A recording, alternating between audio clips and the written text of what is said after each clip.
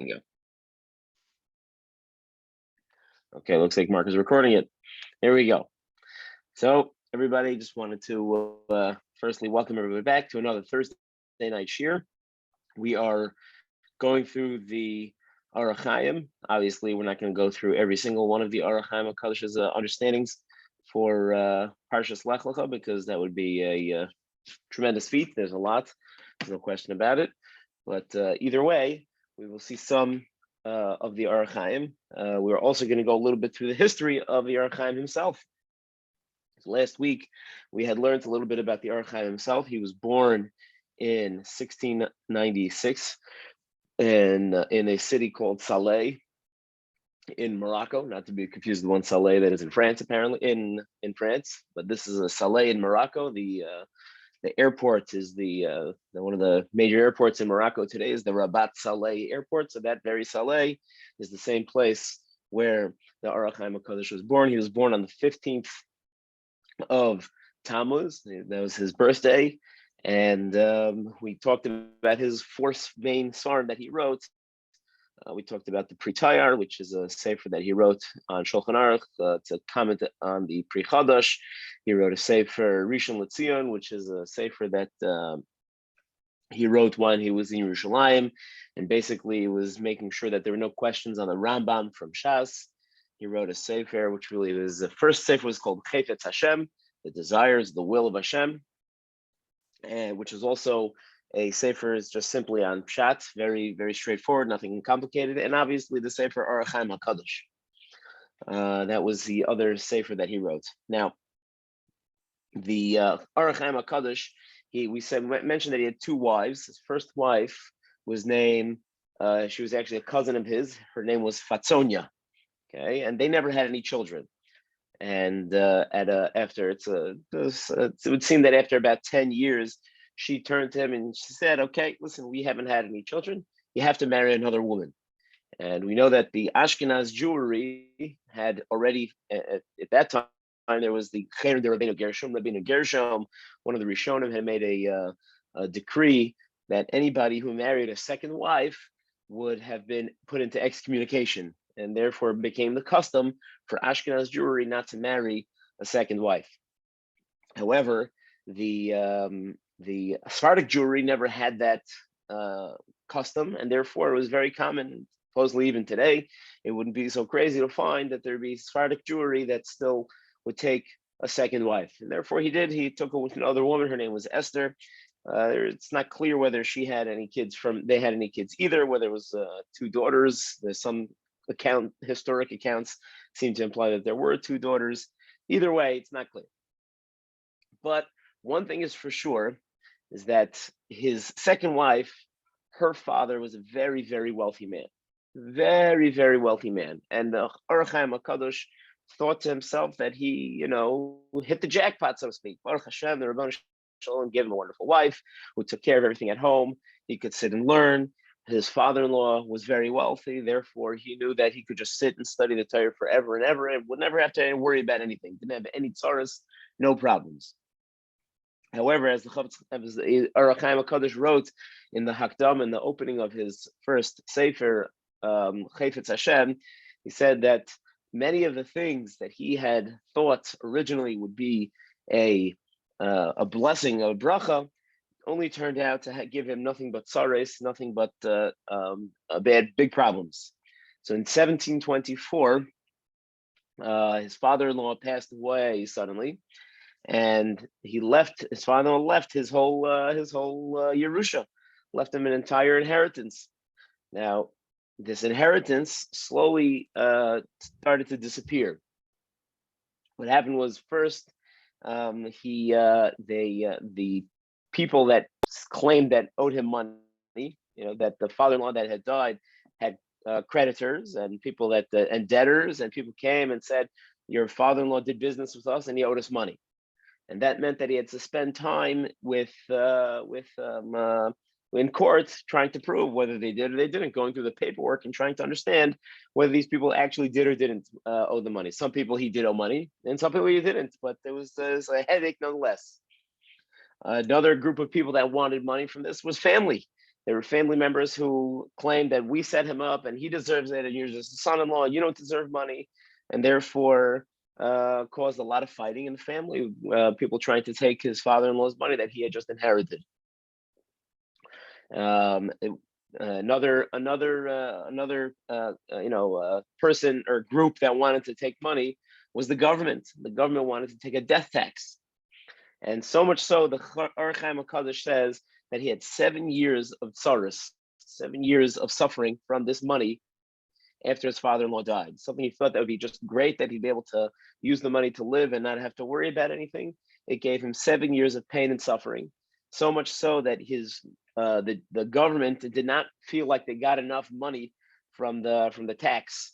The king of Morocco at the time was apparently, I don't remember his name, but it was apparently quite a character. He was not a very sane individual. And one time he was arguing with somebody, with his I don't know who it was, his brother or something like that, and he took the brother and he threw him into a lion's den.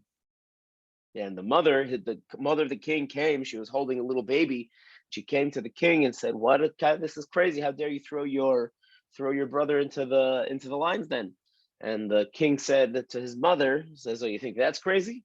And he took the baby out of her hands and threw the baby into the lion's den as well. So the king was nuts, and it didn't matter whether it was true or not true. They owed money, they didn't owe money. They wanted the money. So therefore, they took the Or Chaim HaKadosh and they locked him up. They actually put him in jail. So interestingly enough, the Or Chaim HaKadosh was actually in jail for a little bit because of something that he thought would be a tremendous bracha. Turned out to be nothing but a tzara. Now, this happened partially in he was actually thrown in jail in the city of Meknez. Even though he was born in Saleh, it's not clear why he moved to Meknez, and maybe because that's where his father-in-law was after he got married a second wife. It's not clear what happened and which point he or some of his family had gone to Meknez, but that's where this occurred. And therefore, when he got married, he was let out on condition that he'd leave there and not stay there. That was part of the condition the government made with him. He would kick me out of this area. And therefore, he went back to Saleh, where his parents were, his father was. And his father, he says that his father helped him a little bit to get him back on his feet in order to help support him a little bit. So that's just another piece of the history of the Or Chaim HaKadosh. We'll talk more again. Obviously, each week we'll just do a little bit of the history, and we'll see a little bit of the insight of the Divrei Torah, the Parsha. So that's it for the history for this week. Let's take a look now a little bit into the Parsha and see what the Or Chaim HaKadosh has to offer to us and what he tells us about this week. So in this week's Parsha, we know it's Parshas Lech Lecha. Parshas Lech Lecha tells us that Avram Avinu, Hashem was sending Avram Avinu from his land, from Haran, and he was saying, "Time to leave, time to go away from your father's house, time to go away from all those idol worshippers. It's time to go to a place that you've never been, a place that I'm going to send you, the place that I'll show you." Hashem doesn't even tell Abraham where he's going, and the reason why, says Rashi, is because Hashem wants to go ahead and give a little extra reward to Avram Avinu. Every step that Avram Avinu is going to be a source of blessing, and the more he does it, just because Hashem told him without knowing where he was going, Hashem would give him tremendous bracha. So says the pasuk, says, "Lech lecha me'artzecha mi'moladatecha mi'beis avicha el ha'aretz asher areka." Go from your house, from your birthplace, from your father's home, from your land to the land that I will show you. The Eska L'Goy Gadol. Hashem says three things to Avram Avinu. So I'll make you a L'Goy Gadol, into a great nation. Va'avarechecha, I will make you blessed. Va'gadlo shmecha, and I will make your name great. Ve'hyeh beracha, and you will be a source of blessing. So the three things that Avram Avinu, Hashem promises Avram Avinu, as soon as he picks up as he's picking up to go, is number one, that you should have children that you'll be a great nation, and number two, that you'll be recognized, people will know who you are, and you'll be blessed. So why these three things? What is unique about these three blessings? Chazal tell us, the Rashi brings down, the reason is because Hashem wanted to make sure that Avram Avinu didn't lose out for traveling. When a person travels, it's hard to have children, and therefore Hashem said, "I'm going to make you a great nation. I'm going to give you children."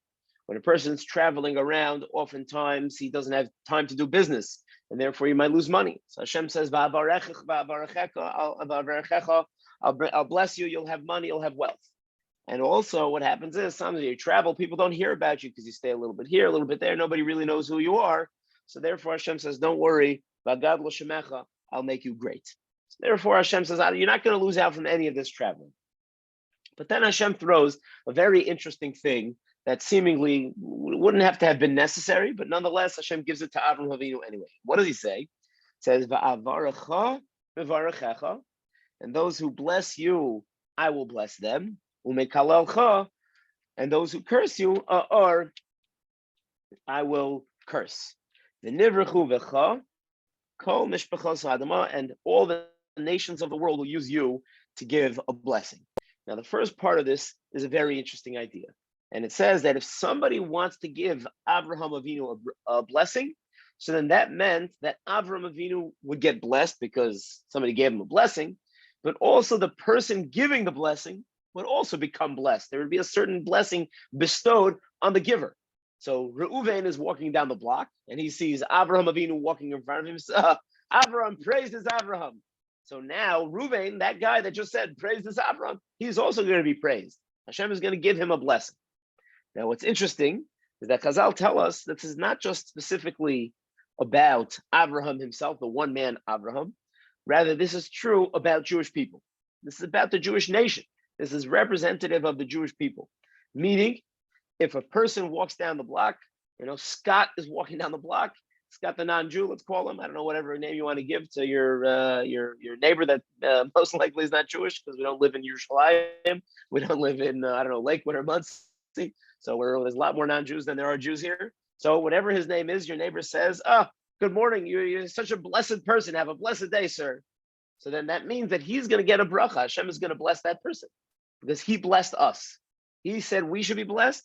So that means that that person is also going to be blessed. Now, conversely, in the opposite, chas v'shalom, God forbid, somebody who cursed Avraham, if somebody would say, that bad Avraham guy, what a terrible guy, what a rotten person. Hashem says, you want to curse my Avraham? I'm going to curse you instead. Or the person that curses you, I'll curse him instead. And therefore, similarly for us, if people that are anti-Semitic and they see a Jew walking down the block and they curse the Jew, Hashem says, you're going to be cursed. You're going to have that curse on your head instead. And therefore, it's a very, very powerful thing. Now, you should know that this also doesn't only apply to non-Jews, to a Jew. If a Jew gives a blessing to another Jew, so then both people win. Because now what's happening is Hashem is saying, my son is giving a blessing to my son. Let me give my son a blessing, meaning both of them. So every time we walk down the block, Victor Miller used to say this, you walk down the block and you pass by a proper Torah institution, the Adams Street Shul, and he says, the members of this shul should be blessed. You say that in your head, Hashem says, I'll give you a blessing. You just blessed the people of the Adams Street Shul? Okay, I'll give you a blessing. You walk by somebody's house and you know this is a neighbor and you think to yourself that this person should be blessed, the Jewish family that's there should be blessed. So Hashem gives you a blessing too. It's a very, very powerful thing that we get blessing even just by blessing other people. It doesn't have to be out loud. It doesn't have to be to their face. It can be even in our mind, something we can do when we think. And with that, we can gather for ourselves tremendous, tremendous amounts of bracha. But let's take a look at the Orach Chaim HaKadosh. The Orach Chaim HaKadosh makes a very interesting insight to this pasuk. And he says, the language of the pasuk is very unique. It says, Va'avarcha mevarcheka, I will bless those that bless you, umekalelcha, and those that curse you, or I will curse. So when it comes to the blessing, it says, Va'avarcha, I will bless him. Who's him? Who's Hashem blessing? We don't know yet. Then it says, Mivaracheka, the person that blessed you, he's the one I'll bless. I just told you I'm going to bless somebody. I don't know who yet. It's going to be the person that blesses you. But when it comes to the curse, it says, those that curse you, or I will curse. And it's very clear who Hashem's talking about. So why, says the Orach Chaim HaKadosh, does the order of the information seem to reverse? In both circumstances, the Torah should have said, someone who blesses you will be blessed. Someone who curses you will be cursed. That would be the same order. Instead, it says, I will bless someone who blesses you, and someone who curses you, I will curse. Why does it switch around between who goes first, where Hashem goes first, or the person that he's going to bless or curse goes first? So the Orach Chaim HaKadosh says, Lama Shina Lashona. Why does the Torah change the order? So it says, Hatam Hu. The reason is, Ki HaMevarech Yaktim Hashem Levarcho Kodem Sheyivarech LaAvraham. That a person who wants to bless a Jew, who wants to bless Avraham Avinu, I will bless him before he even gets the chance to bless you. Meaning, Mashe'en Kain HaMekalo. If a person even just has a thought in their mind, he says, you know what, I'm going to walk over and say, give a bracha to somebody. And he doesn't get the chance to do it.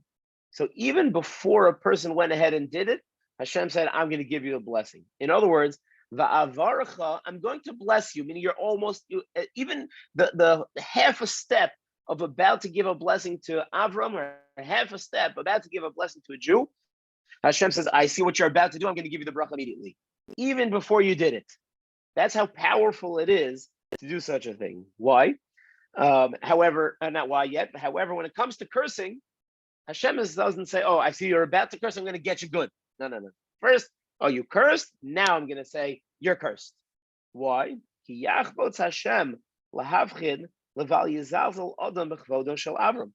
wants to make sure that people get the reason why somebody's punished.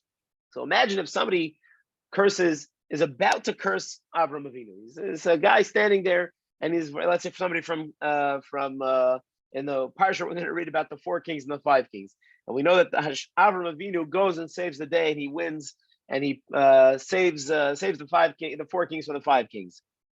So imagine if what happens is one of the people that Avram Avinu defeated is standing on the side, and he sees Avram Avinu, and he's going to curse Avram. You're destroying my people. What are you doing? You're fighting against us, right? So he's going to yell at Avram. He's going to curse Avram.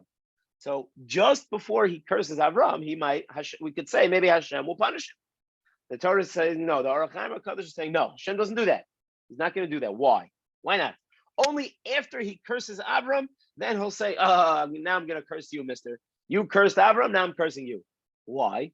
Because Hashem wants people to know, you know why this person's getting punished? It's because he cursed Avram Avinu.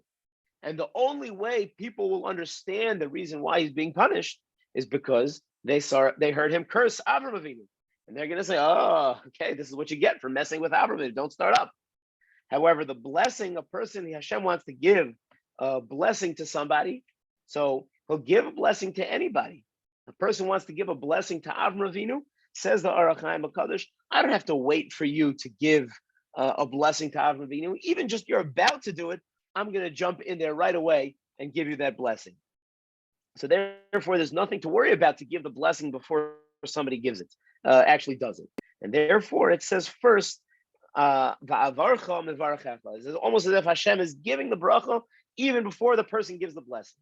But for the curse, Hashem wants it to be very clear as to why the person is being punished. So he doesn't punish until after the person actually cursed. That's the switch. The first reason that the Orach Chaim HaKadosh gives for the switch in the pasuk. However, he gives another explanation, which is beautiful, and he says, "Yisbara derech Amra b'Maseches Ma'id Katan." We're going to explain this based on a Gemara in Ma'id Katan. She'Amru Rabbanan, Chachamim say, it says, "Amru Rabbanan leBnei Rabbi Shimon ben Yochai." There's the son of Rabbi Shimon ben Yochai, and the Rabbanan decided to give him a bracha. That was a very interesting bracha. It's not like a bracha that you and I might be familiar with. You know, it wasn't like you should have a good Shabbos and you should have parnasa and you should have wealth. Now, it's always important to realize that the way the Chachamim speak is very, very, very unique. They don't talk. When you read the Gemara, you have to remember that the Gemara was written in a way that we have to almost know the language. The same way you can't walk into a foreign country where they speak a language you're not familiar with, and you can't go ahead and say, okay, I know the language, I'm just going to start talking the language and put words together as if you know. And you hear people using expressions or things like that, and therefore think that you know. If you don't know the dialect, if you don't know the slang, if you don't know these kinds of things, then you can get a lot of misinterpretation from the language. And the same is true for Gemara. When you read a Gemara, so you have to know the nuances of how the Chachamim spoke. You have to understand the depth of the way they tried to talk. And then once you get used to how they converse, then you can start to understand the essence of what they're really trying to say. So here's what the story was. Okay, there was a few Chachamim. There was Rabbi Yonasan ben Asmai. There was Rabbi Yehuda, and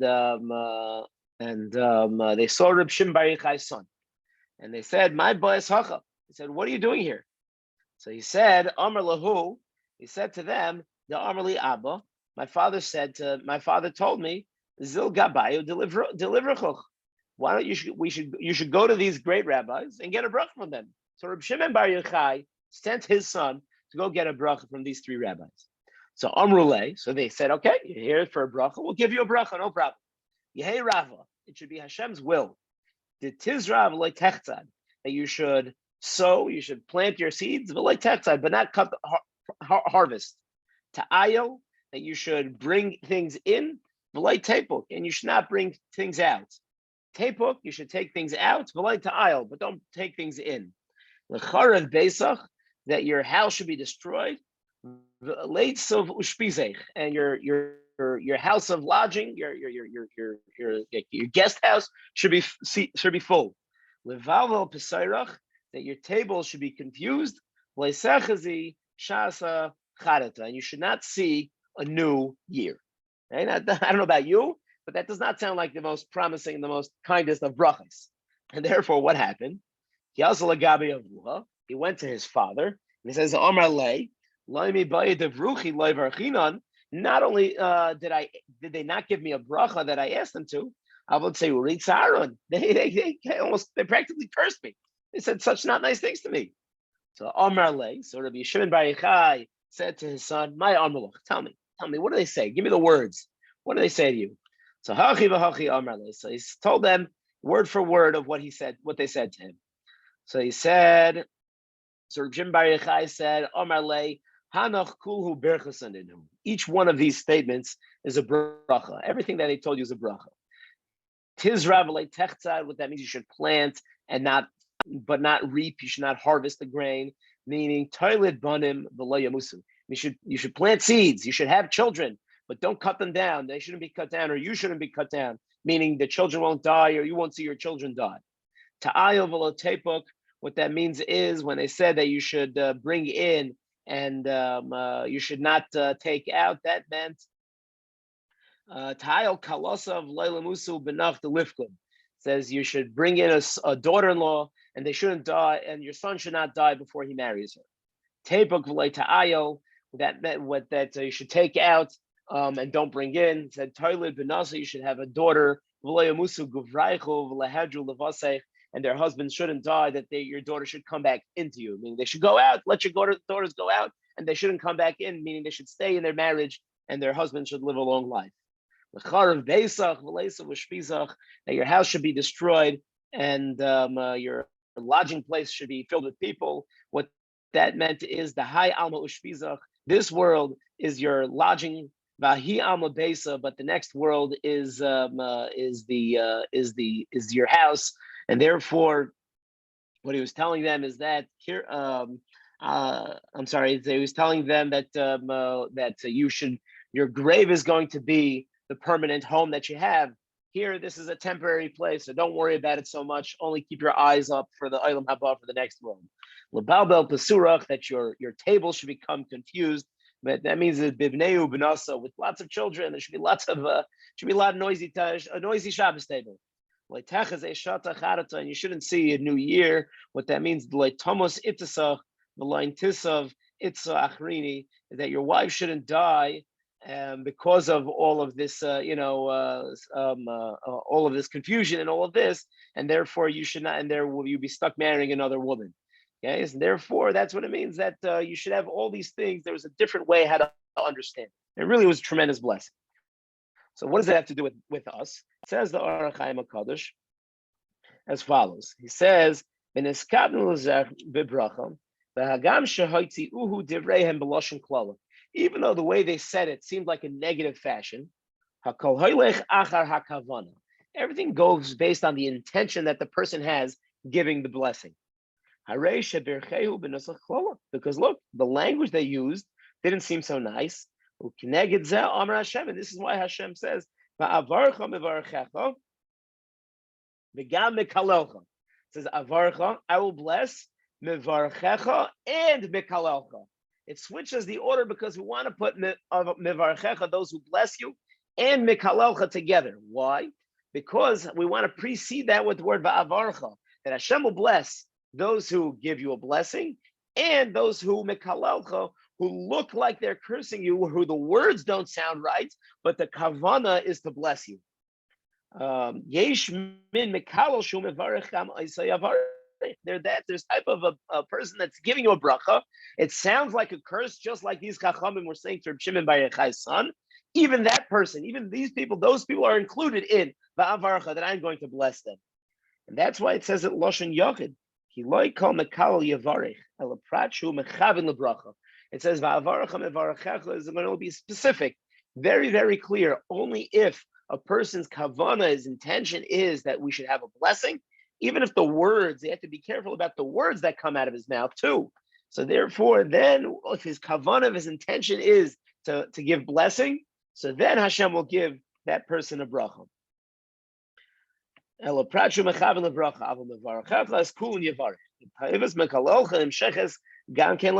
now we can almost take the comma in the pasuk and put it in two sides. The comma normally read as avarcha mevarachecha, comma, I will bless those that bless you, comma, and those that curse you, I will curse. That's that one way to read the pasuk. So the Orach Chaim HaKadosh is saying, now you put the comma, shift the comma one word, and say, I will bless those that bless you, and those that curse you, but really mean to bless you. So if somebody says something in a way that really the intention is that he's trying to bless us, even though it may have sounded something off or something not the way we understood, just like these chachamim did to Reb Shimon bar Yochai's son, those people also get a blessing. Those types of klalos, those types of curses also get included in the bracha. And therefore, the Torah switches the order in order to have that word together. If a person wants to curse, the person that curses, he's going to be specifically, a person that curses is going to specifically be somebody who, number one, says a curse, says bad words, and also in his mind is not intending to bless, he's intending to curse. That's the B-R. He's the last guy. He's the one that's going to be cursed at the end. So what we see from this, what the Orach Chaim is telling us, is that the most important part of anything that comes out of our mouth is our kavanah, is our intention, the thought that goes on in our head. It's so powerful, the thought in our head, that as we see with these chachamim, that the words that they used seem to be negative, nonetheless, their kavanah was pure and had tremendous intention. That counts as a bracha just as much, that Hashem is going to bless them for giving that bracha. And therefore, that's how powerful our thoughts are. And this is where Victor Miller came along, and he said, like we started at the beginning, is that when you even just think of a bracha, even just thinking of giving a blessing to somebody, a person can garner for himself, he can gather for himself, he can load up for blessing for himself. Think of everyone walking to shul. It's a Shabbos morning, it's a Shabbos afternoon, you're walking to shul, you're walking from shul. Some of us have a very long walk, there's a lot to think about. So if you're thinking about, okay, I'm walking by this house, this person should be gebenched, I'm thinking about that person, they should have a bracha, even though I'm not saying anything, all I'm doing is simply thinking about it. That will give that person a bracha, and Hashem will therefore say, I'm going to give you a bracha too. Mekalelcha, even if it sounds or nothing coming out of the mouth, but the kavanah, the intentions for the sake of the bracha, that is a tremendous amount in and of itself. So just to recap of what we saw today, we started off with a little bit of the history of the Orach Chaim HaKadosh, and we spoke about how when he got married to his second wife, his father-in-law from his second wife was a very, very wealthy man, and he thought that everything would work out. He'd be able to sit and learn for the rest of his life. However, unfortunately, his father-in-law suddenly died, and he had nothing but pain and suffering for 7 years afterwards. He got thrown in jail. He had to leave the city that he was in from Meknes. He He had to go back home to Saleh in order to, for his father to help him. And all the money that his father-in-law had left disappeared from everybody grabbing a piece of the pie, and he was left with nothing but the pain and suffering. And we saw the pasuk of Hashem telling Abraham Avinu that he's going to travel and he's going to leave. The three blessings that he gave him is number one, that he should have children. Traveling, it's hard to have children, so therefore Hashem gave him that bracha. It's hard to do business while traveling, so therefore Hashem said you'll become wealthy. If people do not get too much acclaim when they move around too much, and Hashem promised him you should have Agad L'Shemecha, that you should be famous. And then finally, what the Ar Chaim HaKadosh told us about is that Hashem said, whoever blesses Avraham Avinu, I will bless him, and whoever curses Avraham Avinu, I will be cursed as well. The two understandings that the Ar Chaim HaKadosh gave us in the Pasuk, the first understanding is the reason why the Psukim reversed itself is that a person, even before he gives the bracha, Hashem is already blessing the person because of the great thing. However, when it comes to a curse, Hashem wants people to know, why did this guy get punished? Because he cursed Avraham Avinu, he cursed the Jewish people. So therefore, only after the person says the curse will he be cursed. And then the second understanding that we see from the Gemara in Moed Katan with the story of Rabbi Shimon Bar Yochai's son, who heard a bracha that seemed to be a curse, but because the kavanah was such that it should be a positive thing, we see that the blessing of a person really begins and ends in the mind of the person and his kavanah. And to understand that we can go ahead and with our own kavanah, our own thoughts, we can also give bracha to other people. Thank you so much for coming. If anybody has any questions, I'll be happy to answer.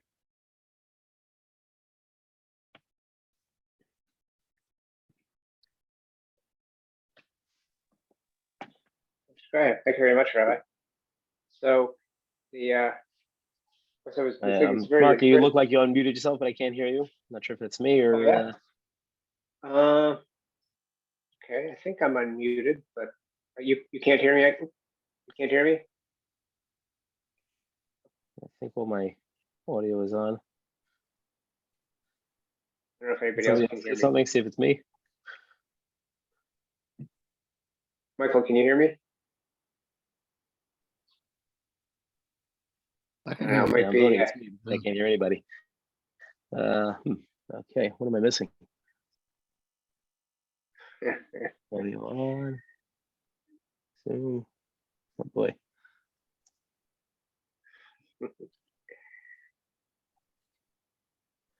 I hear the clicks when in my earbuds. Let's see if I turn off my earbuds. Let's try that. Let me just try the computer's audio. Sorry. You hear me now? Okay, try now. Okay, can you hear me? There we go. Okay, I don't know what that was, but now I can hear you. Okay. So it's actually a very kind of a sort of a very positive message, and of course, as I was thinking about it, just the idea of just sort of that positive thought can lead to a blessing for someone and lead for a blessing for you. Of course, so then of course it occurred to me. So what about curses? So not that, in terms of kavanah and curses, so they have that same, does the Or Chaim, ascribe the same potency to them, or does he kind of focus on the glass half full, the thoughts and the for brachas? Does he say anything about klaus? Yeah, so it's an excellent question. It doesn't seem like he doesn't seem to say that if a person thinks about cursing somebody else, then that has the same power, because it seems like always the general rule is machshava tova mitztarif l'maisa. A positive thought is tantamount to action. Meaning, if I have a thought, I want to go do a mitzvah, and for whatever reason beyond my control, I don't get the chance to do it. So Hashem says, well, you had the right intention. It's the thought that counts. I'll give you credit for it anyway. But we say, a bad thought is not tantamount to action. Meaning, if I think, okay, I'm going to go eat a ham sandwich right now, and I'm trying with all my might to go get that ham sandwich, but for whatever reason I'm unable to, Hashem doesn't say, well, it's the thought that counts, so I'm going to punish you anyway. Hashem doesn't do that. Generally speaking, unless it turns into something that we're habitual in or something like that. But generally speaking, that is not the case. So definitely on the negative side, it doesn't work in the same capacity as the positive. Okay, good. My Mhm. glass is still half full. Yeah, that's right. You can add some more water if you want. Hmm.